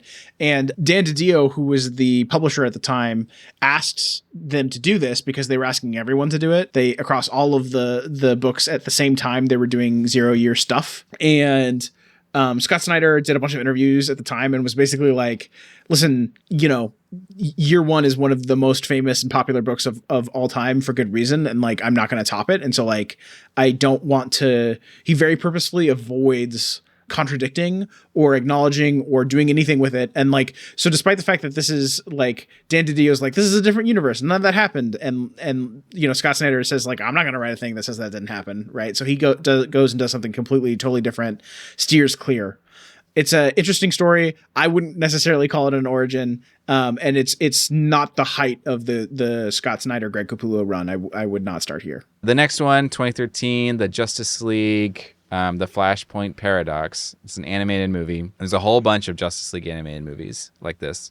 I decided to go with the Flashpoint Paradox instead of reading through Flashpoint, the comic series, just because it gives like a better TLDR on the Batman portion of it. Sure. It's just a lot easier. So anyway, it's not a Batman book. It's very much a Flash book. No, it's not. So yes, it probably makes sense to. Yes. So the TLDR is that Flash's opposite, Eobard Thawne, otherwise known as Eobard. Yep. Eobard. Okay. Otherwise known as the Reverse Flash, and Professor Zoom uses the Speed Force to travel back in time and prevent the Flash's mother from dying. This change in history causes a bunch of ripples in how time progresses. Bruce Wayne is the one that died in Crime Alley. The flashback is different from what we've talked about so far because Thomas Wayne beats the pulp out of Joe Chill while Martha sobs holding Bruce's dead body. Martha has blood on her hands when she holds them up to her mouth in shock. And so then when Thomas comes back after beating the tar out of Joe Chill, Martha loses her mind and with grief starts laughing maniacally. And when she pulls her hand away from her mouth from the shock, she's got like a bloody kind of smile on her face. And so then Thomas Wayne ends up becoming Batman. Martha Wayne becomes the Joker. And this Batman kills and also uses guns. He's like intense. Yeah. Flashpoint proper. I've got it right here. I'm so embarrassed because this is in shrink wrap. You're going to think I don't read my books. I promise I read all of this because I had it in trade paperback before. I was reading this while my son was being born. I brought all my trade paperbacks of Flashpoint universe stuff to the hospital with me, and while Clark and Bree were sleeping. So Flashpoint itself is like 6 issues or 5 issues or something like that. It's a very short story, but they had this. I just want to save you in the edit. You read them after he was born, not during the birth, right? That's right. I was present for the birth. Cool. You said while Clark was being born, and I was like, I don't know if that's what he meant to say. When we were in the hospital, I don't know. It was all one event. We were there for days. Sure. Yeah. And everyone tells you, get sleep while you can. You got to sleep at the hospital while you can. Sleep while you can. Because when you get home, you're not going to be sleeping. And I didn't listen, and that was wrong because they were right.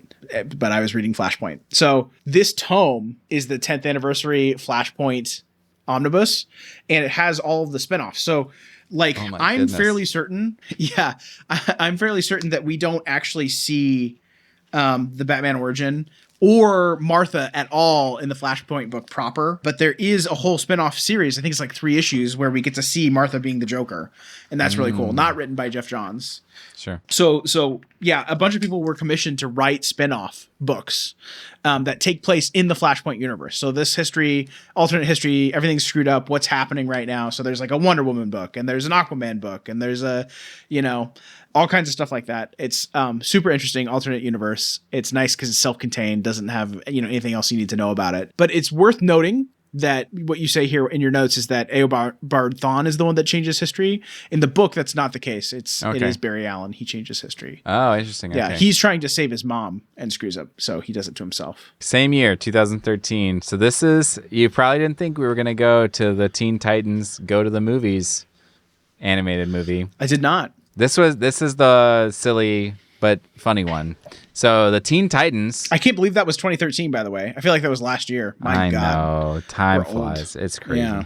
So the Teen Titans want a superhero movie. They do this really funny montage. They do this really funny montage of like all the superhero movies and like all the superheroes on the movie sets and like all this stuff. And Robin's like, I want my own one. So they end up talking to a movie producer who tells them that the only way that she would consider making a movie about them is if no other superheroes existed, which should be like quite a shutdown. But Robin is excited by the news because it gives him clear direction on what it will take to get a movie. So they decide to go back in time and save all the superheroes from becoming super. So like it starts out where they go back to Krypton and they basically do a dance rave party with the crystals.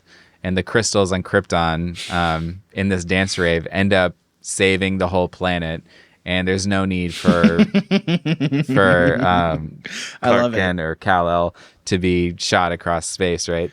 And so then they just continually do that. They save all the different superhero origins. Like they take Wonder Woman's rope and they just take it away from her and they start like jumping rope with it and they just kind of bully her and she cries, and because she doesn't have it, she ends up not becoming Wonder Woman. Just the little things like that. So then they jump through time, thwarting the terrible events that create the DC superheroes, including a stop by a theater showing The Mask of Zorro and Grey Ghost as a double feature. So this is a little ironic because the Grey Ghost is a superhero from Bruce's childhood. So they didn't thwart all the superheroes in all time. They just thwarted the superheroes of their time. And so then they're coming out. And Bruce says, thanks for taking me to the movies in this dangerous neighborhood, Dad. And the Teen Titans stop the Wayne family saying, whoa, stop. You can't go down there. That's Crime Alley, you dum-dums. May I suggest you take a shortcut through Happy Land instead? And it shows this like very happy, like pink and yellow place.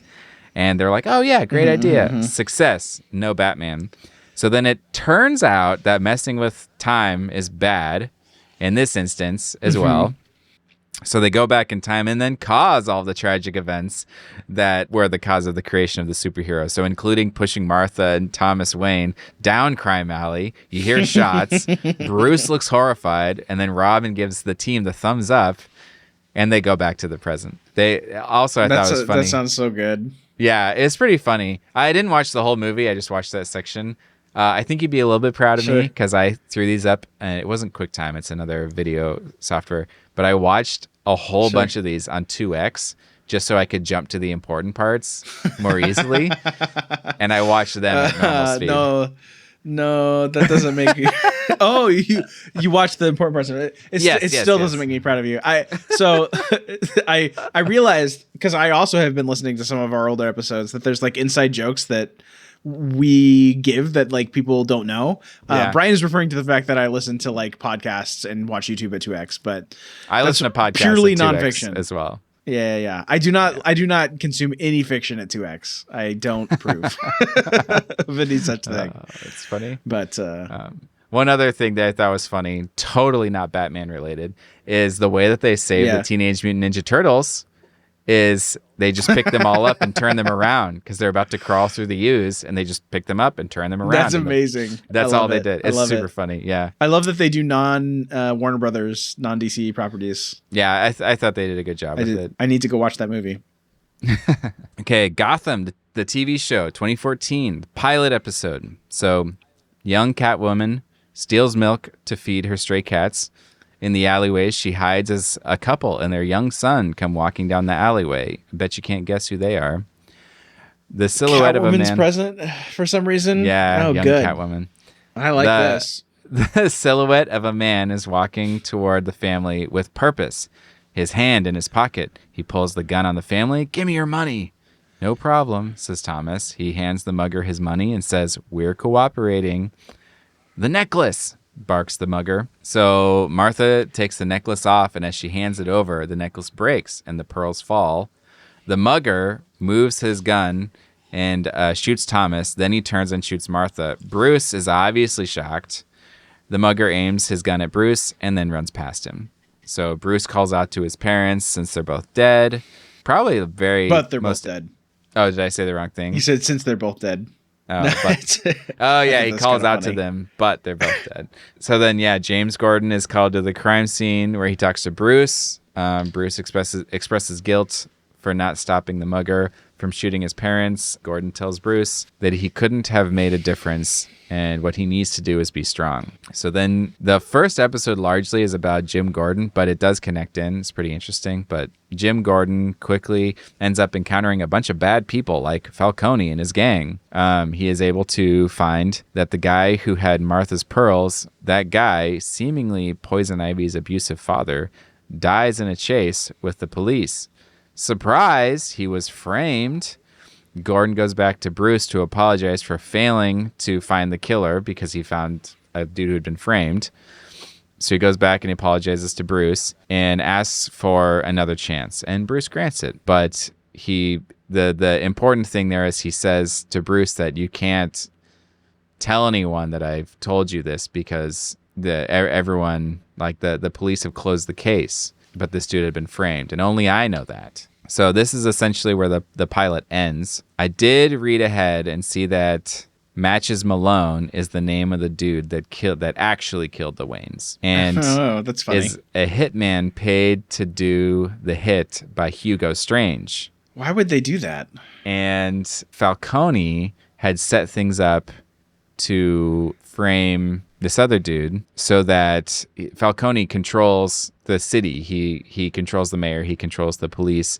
And so as long as there is not chaos, he is still making a lot of money as a organized crime lord. So he's like pulling the strings to make sure the right things are being solved over others. So the fact that Martha and Thomas had been killed, he had to find a way to cover up for that. But so I only bring that Matches Malone thing up because of what we talked about in the last episode. Right. In DC 235, it was Joe Chill paid for by Lou Moxon.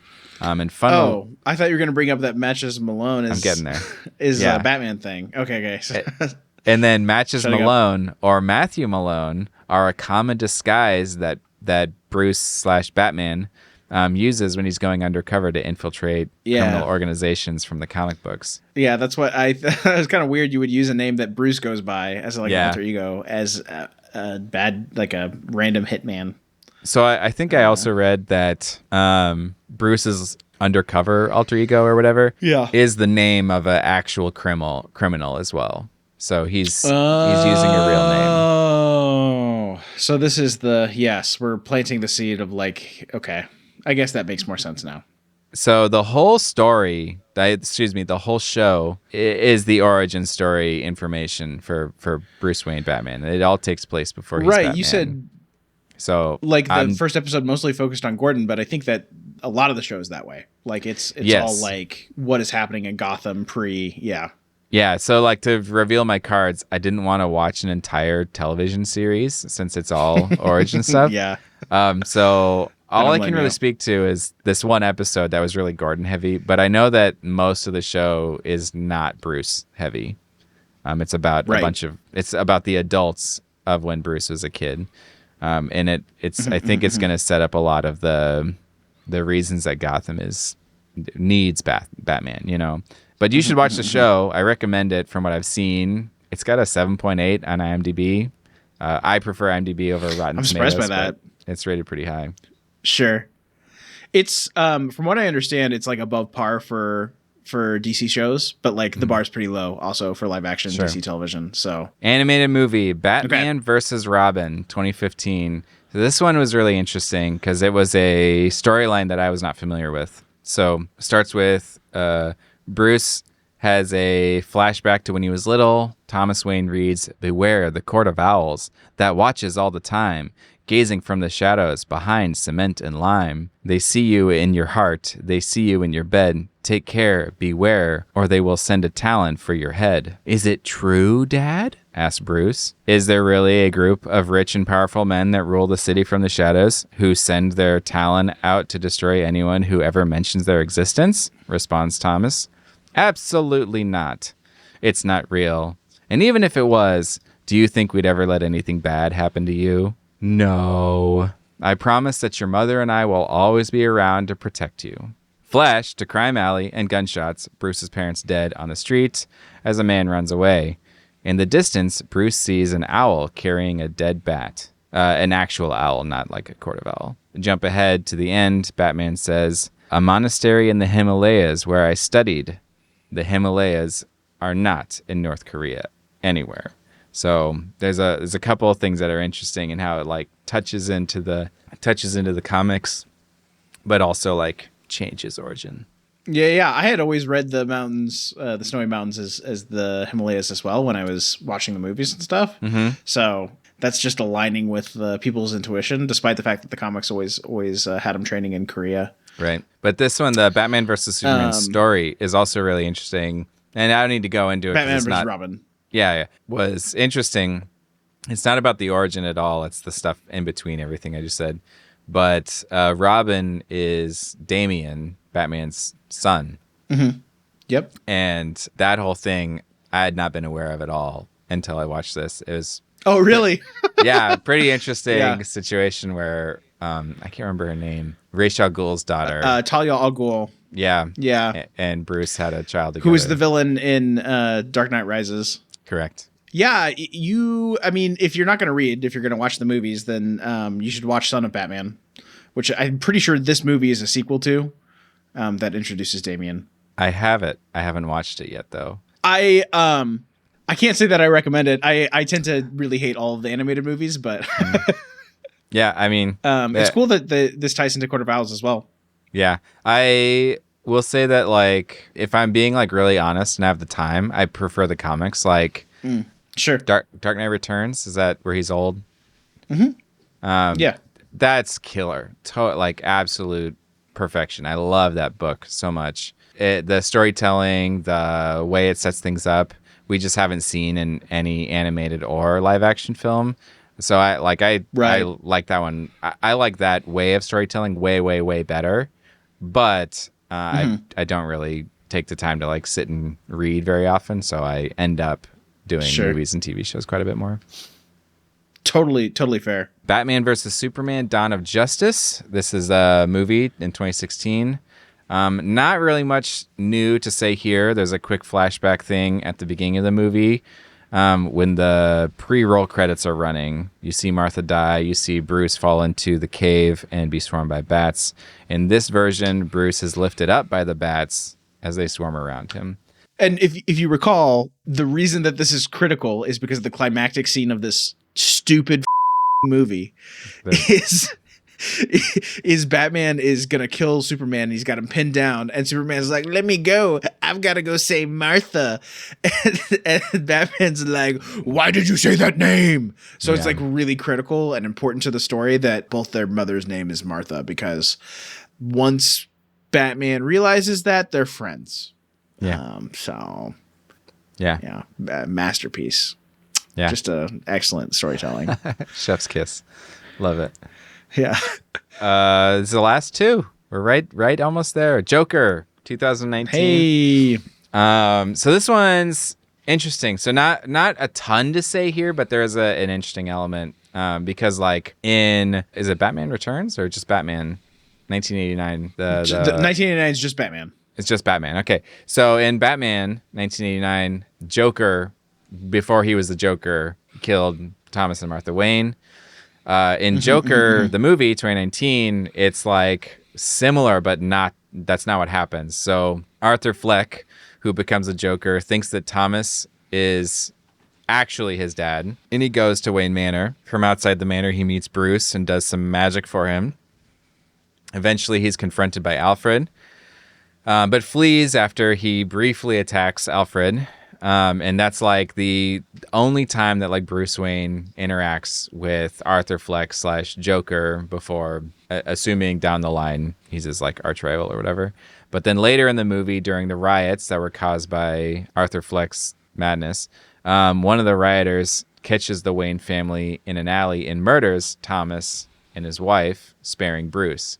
So it's someone dressed up to look like the Joker before the Joker was the Joker, killed Thomas and Martha Wayne. So I thought that was kind of an interesting little spin. What would you call it? It's like almost like a tangent on like a real storyline, but it's interesting. It's a riff, yeah. They're doing their own that's thing. Good. I like this movie. I hate that it exists. You know, I wish we were telling new and different stories instead of redoing the same ones over and over and over again. But it's actually pretty good, worth going to go see. Totally. Finally, we're at The Batman, which I didn't even put a year on this. My goodness, is that 2022? The 2022 moving picture film. Yes, that's right. I thought it was funny in the podcast as I was listening to it. You called it the moving picture film. I thought that was funny.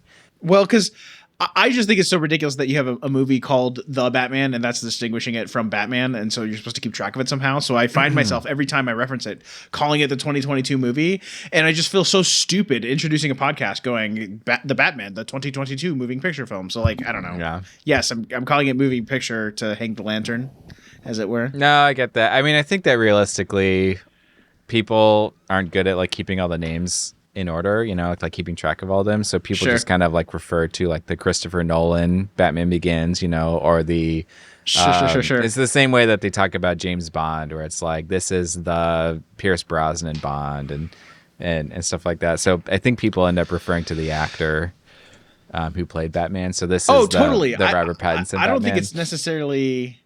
Yeah, I don't think it's necessarily incumbent on everyone to keep track of the names, but for the turbo nerds like me, I need disambiguation, please. Thank you.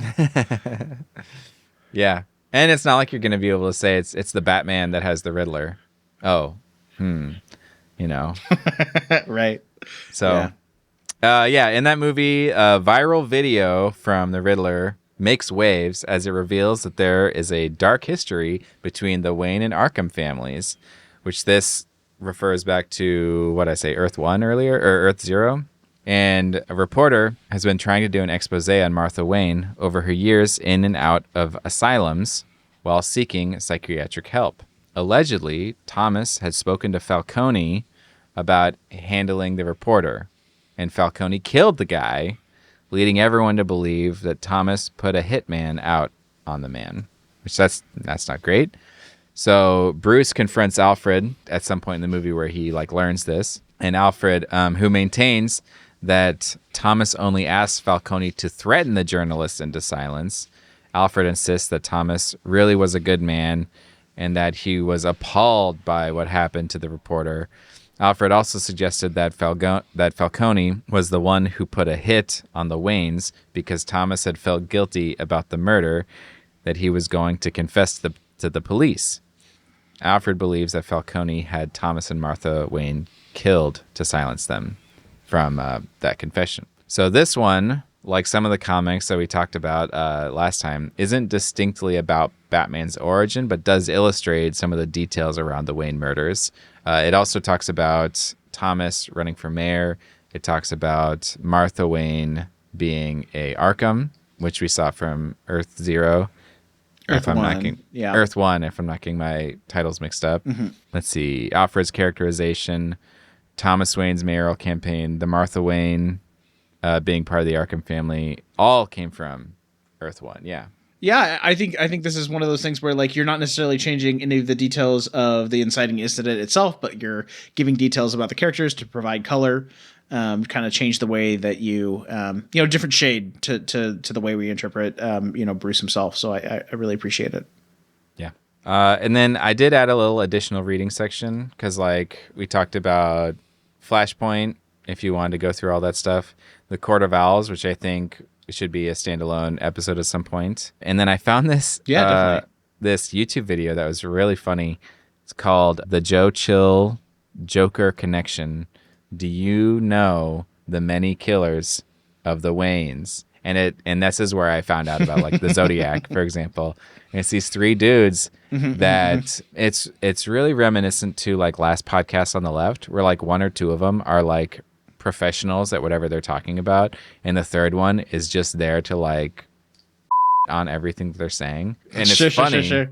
I didn't finish it, but it was interesting, and I would like to finish it when I have more time. Yeah, I've added this to my watch later. Superhero stuff you should know. But yeah, this looks great. This is like there's a ton of chapters, and they have a bunch of different people that killed Batman. That's awesome. Yeah, we should. I will definitely add this to my watch later. And killed the Waynes. Yeah. None of them killed Batman. But. Oh sure, yeah, that would be a very interesting, a whole different episode. Yeah, it would be. So Brian, I gotta say, man, downhill. We've been recording for 2 hours and 26 minutes, and I'm sure I can edit an episode out of this. But man, there was just way more better stuff from 1939 to 1989 than there was from 1999 to 2023. Yep. There's a lot of trash in here, man. There is. I mean, I think the best stuff from everything that I read was probably, for the most part, just the 1989, just the 80s. I think there was some really good stuff in the 80s.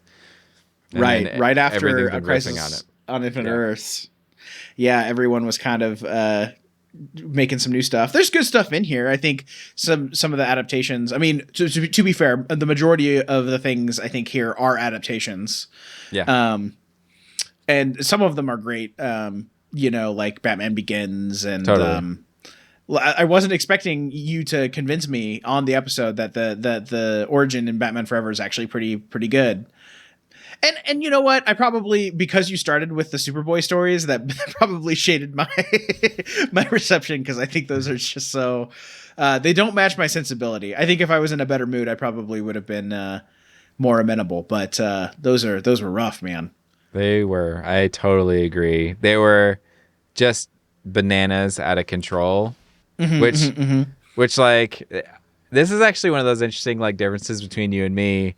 Is because like I talked about this in the Batman episode, the movie, the moving picture film of 2022, where yes, where we were talking about how like I just kind of absorb things and like my feelings about them and pure entertainment value, whereas you are much more analyzing them and what their quality is, how well they were made, and stuff like that. Sure. And so like these Superboy things are like massive eye roll ridiculousness, but like mostly funny because it's just so dumb. And you're just like pissed. Yeah. Why does this exist? Yeah. Who decided this was a good idea?